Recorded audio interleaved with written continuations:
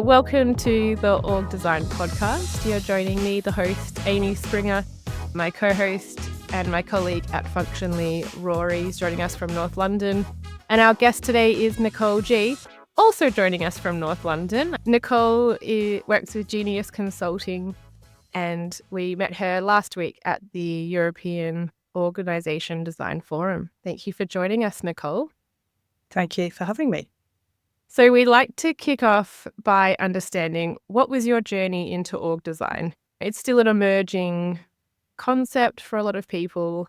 It's not something you pick at the beginning of a career. So what was your story? How did you end up in this space? Yeah, that's a good question. It was by accident, as I'm sure many people get into org design by accident. I started my career within HR. And I kind of worked out that what I enjoyed doing was more the learning and development side, less of the performance management, business as usual, disciplinary side. I got more and more into projects work until I moved roles into consultancy. And that's when I had my first org design project, which actually didn't go very well at all. I think actually sometimes it's the things which irritate you or nag at you, which makes you go, I need to know what was happening and how that needed to change or what I could have done better. And so I sought out organisation design, which was absolutely insane and stupid at the time, because you kind of think, go back to your comfort zone, do the stuff which you know. But I was fascinated because I just had this inkling that I thought, I should be good at this, but I don't really feel that I am. I don't really know what's going on. There's a lot of terms which were chucked around, and the organisation called it accelerated organisation design. It was even worse if you're just a complete newbie and you don't know what you're doing and you're suddenly going in at the deep end trying to lead a team on something that you're trying to get your head around. So that's how I got into it, which is unusual. When we were in the European Organisation Design Forum, there was an activity at the end that said, thank the people that you really owe. You owe your career or your mentoring or something like that. And at the time, I picked up this book, which is a guide to organisation design, and read it from cover to cover, trying to understand what the hell was going on. And that book was instrumental to help me to understand what organisation design is as a starter and how I could fit my work into that. Because I think it is very much led by yourself as well as the organisation you're working with. Do you remember who the author is? Yeah, I do. Christine Irwin and Patricia Chiocchi. Nicole, you mentioned right at the start that you said your first org design project went wrong. What do you mean by wrong? Was it the project itself, the outcome, the people involved? What did wrong mean in that situation? The first thing to say at the time is that because I didn't really know how to structure the organisation design project, and I was being led by what the consultancy want, I therefore didn't structure it well, and I was lacking confidence. And then the second thing which then went wrong is that it's very difficult to lead a team if you are not confident with what you're saying. The combination of stakeholders which didn't necessarily really want to engage with organisation design, which happens a fair bit because it's difficult, with someone who wasn't really exuding confidence. That's where it started to go wrong, to the point that I didn't feel that I could lead it, and I asked to be taken off that project. Because once you've lost your team and the people you're trying to guide through, there isn't much value in continuing. How do you, when you went into the next piece of org design work that you did, how did you build that confidence that you recognized that you needed? Yeah, so definitely did a lot of research. I also asked for feedback about what was it that was expected, and learning from your own mistakes and getting that feedback, but also a sense of trying to understand what it was outside of your control, you know. And then my next project, I was a bit clearer about what organisation design was. The extent of the project was far less. It was just an assessment to begin with. And I worked really closely with the HR business partner, and we got on. I think you can't do organisation design unless you've got a good, healthy relationship with the people who are making the absolute critical decisions. So you'll have a design team who are making decisions, but the ones who have the absolute yes, no, they are critical, because you're trying to get the feedback, you're trying to get the cues, you're trying to say, is this working for you?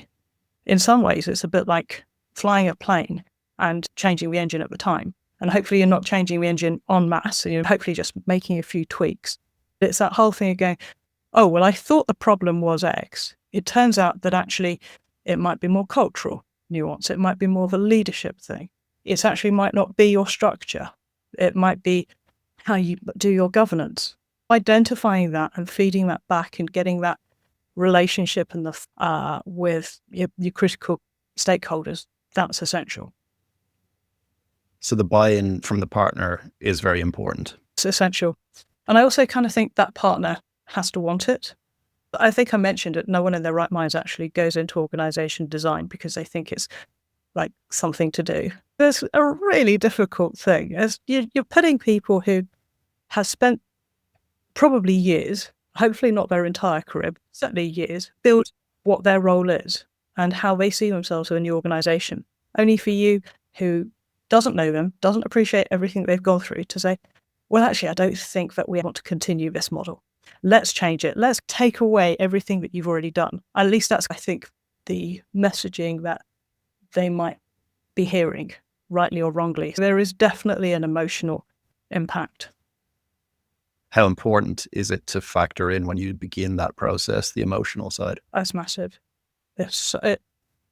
For me, I think it's creating that psychological safe space. It's trying to be as upfront and transparent as possible. The ideal scenario is knowing that those people who are in the room developing that design with you, they know what their position is. And I've been in positions where that's not clear at all. You definitely have to be very sensitive and open-minded to what might change within your projects, also how you relate to people. So there's a sort of openness and acceptance that while you've got this idea that the project management of this is probably going to be 3 to 6 months, at any stage you can get a curveball and it might finish tomorrow, or it might carry on for another 12 months because there's quite a lot of other things that need to be sorted out. And that can be quite challenging on a personal level. You know, their roles aren't affected, but the people who they're working with, they know that they are going to be affected, or they're going to have difficult conversations. I try quite hard to say, what we're not going to start off doing is talking about people, because you can't stay objective. But it's really, really challenging, because in their mind, they're going, okay, so that's Bob's role. I quite like Bob. We're literally taking his job away. And they know that, but you're saying, please, let's talk about capabilities. Let's talk about what is right for the business. That's hard. They're working with a different mindset to what they do every day. So every day it's kind of like they're looking at the budgets, they're looking at resources, they're looking at performance. What they're not doing is going, let me take a step back and see how the organization is performing. So I think there's a lot of emotional content, and sometimes it's not even realized until they're quite a bit down the process. So at EODF, one of the strand consistently was something that you were kind of alluding to there, which was people versus strategy, right? Which comes first? Yeah. What's your take on that? Yeah, it's an interesting one, wasn't it? So I think you have to have a view about what your strategy is. The likelihood of why you have an organization design, you need to know the reason for it. So is it going to be you're pivoting your products to such an extent that the current capabilities need to change? You want to massively grow your sales base, which is also probably going to create significant capabilities. You want to decrease your cost base, so the possibility of redundancies and all that kind of stuff. Or it's a complete service change because things aren't working and everything is clunky and the processes don't work and all that kind of stuff. I think if you do not know that to begin with about why you're doing this, it's very, very unconvincing to everybody else as to why you're putting them through that process. One person, I can't remember who it was, but said, you have to have a people-orientated mindset, though. Yeah. I think if you can go into an organization design with a view that we are developing the organization so that it, in some cases, so it can carry on running, therefore protecting as many roles as you can, or in an alternative so that you can grow the organization and bring on more people and develop roles and people, that's probably quite a good starting point. And then it's about how you then manage people through that. And sometimes it's not going to be a great outcome. Strategy has to come first. I would hate for it to be done in a numbers kind of way without minding how the people are impacted. It's also, I mean, you're kind of saying doing it through love of the greater company, right? It's to protect the company and more people's roles. But ultimately, there seems to be some sacrifice that comes with that. Yeah, I think it happens in everyday life in a business, though, doesn't it? I mean, that's why you go to work. Why a business exists is to make profit, or if it's public sector, provide a service. And you have to constantly think, how do we better this? That is what organizations need to do. I think an organization design is where it's saying we need to make more significant changes than just, let's say, we're going to change a few people's roles or we're going to train people up to do something different.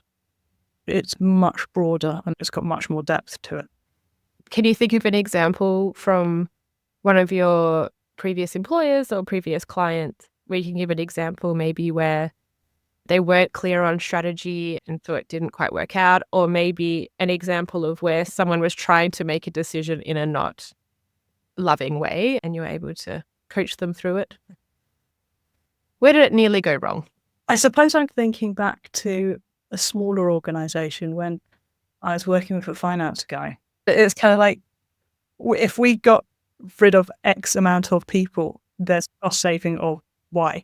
I was like, yes, I get that. And he said to me, I had a previous boss who would literally have a spreadsheet of people and just cross them all out as to doing it that way. And I did say, we're not going to do that, are we? And he said, no, a kind of slightly shy way. And I said, you do realize that anything you do now will impact the organization way after I've left. Probably the critical thing here is you can go through people and go, that one is not particularly great. I don't particularly like what they're wearing or whatever the reasons are. Or you've got an opportunity to do it in a way which is logical, makes sense for the organization, and is done with a level of love and kindness and respect. That's an easier one to then get over after the organization design, if a more negative one happens. What is that next step? We've come up with the strategic change that we've decided to make. Everyone's clear on that. What does the next step look like? By strategic change, I'm assuming that we've got to the stage of going, this is what our changes are going to be. It then has to be about the implementation. There's a whole range of different ways you can do that. One organization I did it, which was pretty much big bang. The leader announced this is going to happen. And then we went through all of the HR due processes with really significant communications. It worked really well. It was, by and large, relatively positive organization design change. There was a few role losses, but literally a handful. You can do it in a way which is, we have to do it by interim steps because the organization is not going to be ready to manage all of it. It might be we would like to do the level below our C-suite and work with them, and then we're going to change them, and then we're going to get them involved and get them to change the next part of the organization. It depends on what's right for that organization. What's the urgency? If you know the strategy about why you're going to change things, then you know how you're going to do the change. If there's an urgency which says we have to take X millions out of the business, then the likelihood is against it is a big bang. If you're saying we're trying to pivot, you can involve and engage with far more. And it can become a very positive experience where you talk about what's the art of the possible. I recall working with a public sector organisation, and we certainly were looking more about how to engage more people and how to try to simplify some fairly complex processes. You know, in actual fact, in some ways, the complexity of the current business was so complex, that anyone trying to understand it from outside was very challenging. But getting more people engaged was a far better outcome because people could understand it. And I think once you understand it and then you're contributing to it, you have skin in the game and you want it. A friend and colleague of mine, Richard Lucas, has a saying of people protect what they build. It's absolutely right. So you get people engaged and they want it to then happen.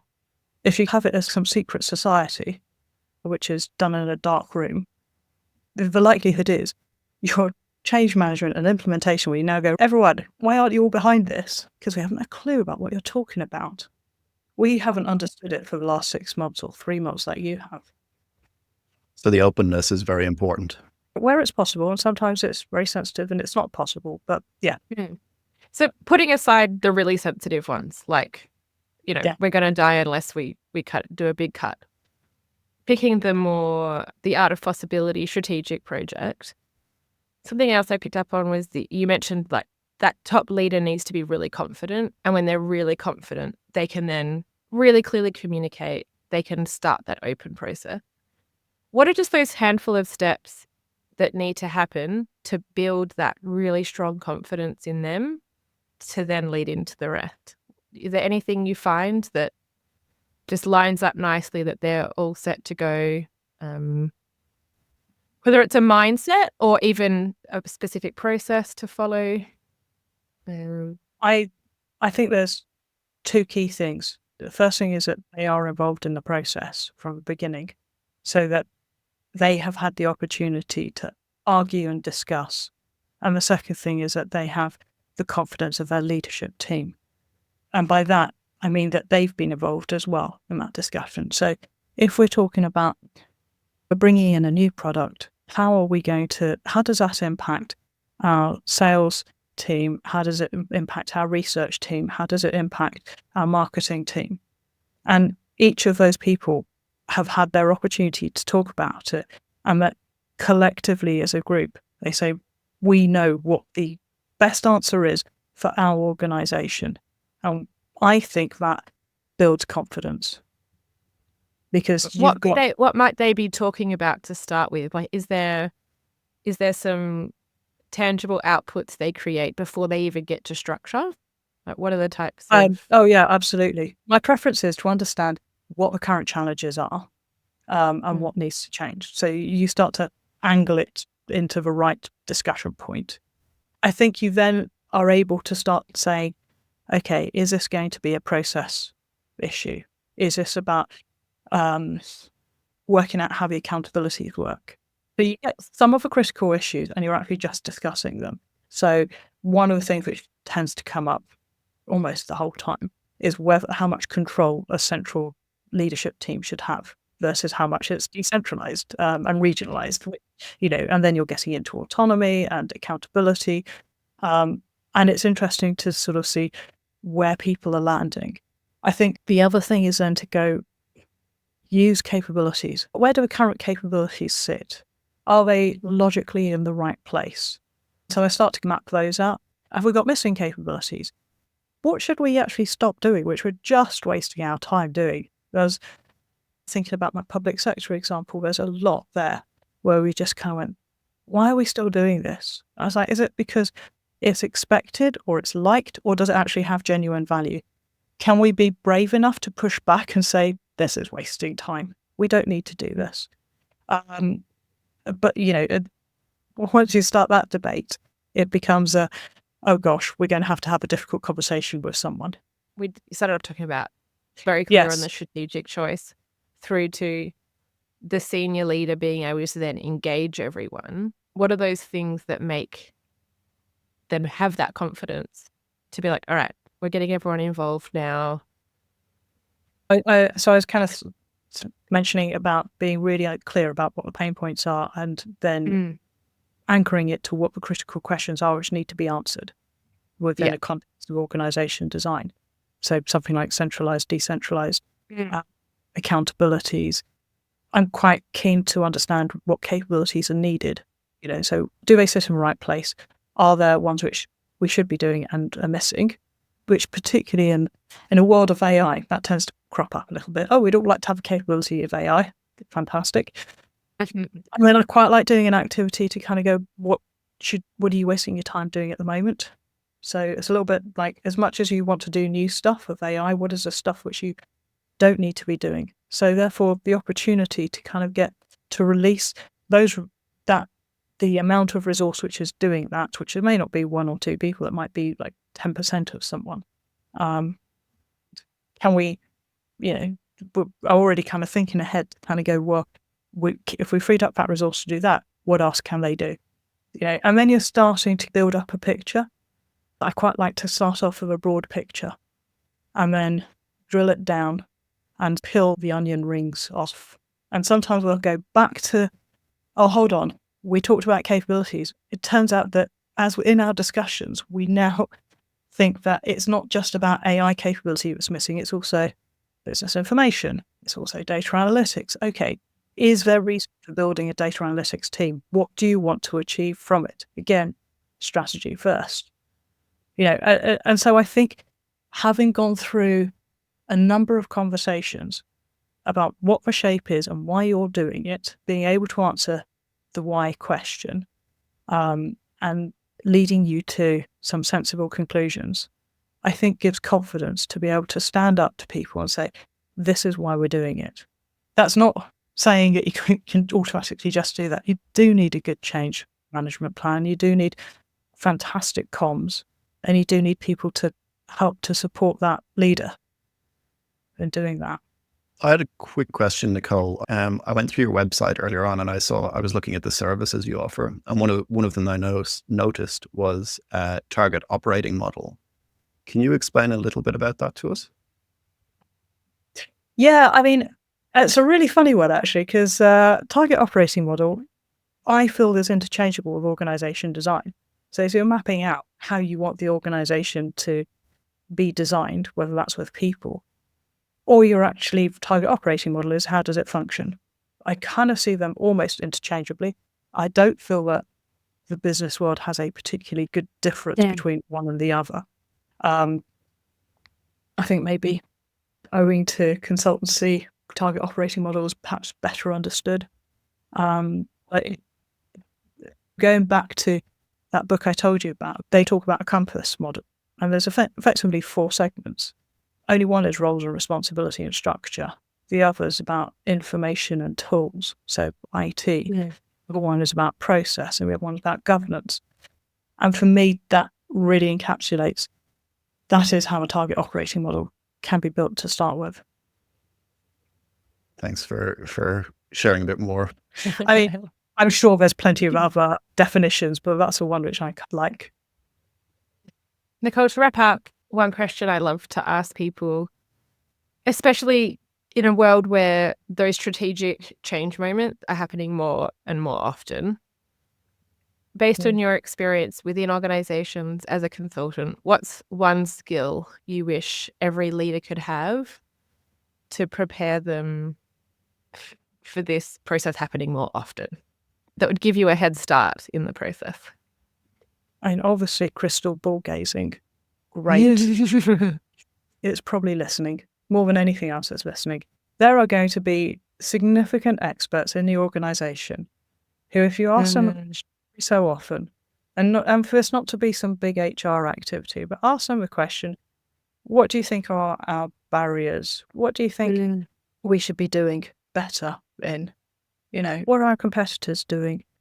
You can just sort of imagine that it could be so easily just translated into an MS form sort of pulse survey. And it's just like, oh God, please don't.